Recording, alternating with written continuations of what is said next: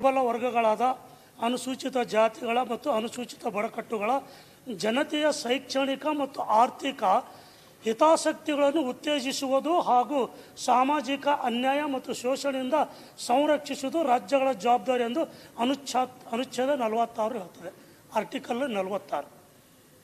Doctor Baba Saheb Ambedkar ಅವರ ಸಂವಿಧಾನದ ಮೂಲ ಒಂದು ಸಂವೇದನೆ ಏನೆಂದರೆ, ತುಳಿತಕ್ಕೆ ಒಳಗಾಗಿರ್ತಕ್ಕಂಥ ಪರಿಶಿಷ್ಟ ಜಾತಿ ಪರಿಶಿಷ್ಟ ಪಂಗಡದವರಿಗೆ ನಾವು ವಿಶೇಷವಾಗಿರ್ತಕ್ಕಂಥ ಮಾನ್ಯತೆ ಕೊಡಬೇಕಂತೂ ಹಲವಾರು ಅವರು ಆರ್ಟಿಕಲ್ಗಳಲ್ಲಿ ಸವಲತ್ತು ಕೊಟ್ಟಿದ್ದಾರೆ.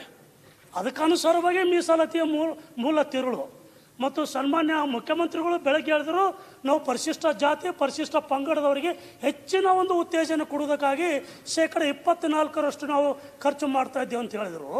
ಸೊ ಹೀಗಾಗಿ ಗ್ಯಾರಂಟಿಯಲ್ಲಿ ಖರ್ಚು ಮಾಡ್ತಕ್ಕಂಥದ್ದು 52,000 ಪ್ಲಸ್ ತಾವೇನು ಹೇಳ್ತಾ ಇದ್ರಲ್ಲ 39,000, ಇದು over and above expenditure on SC and STs.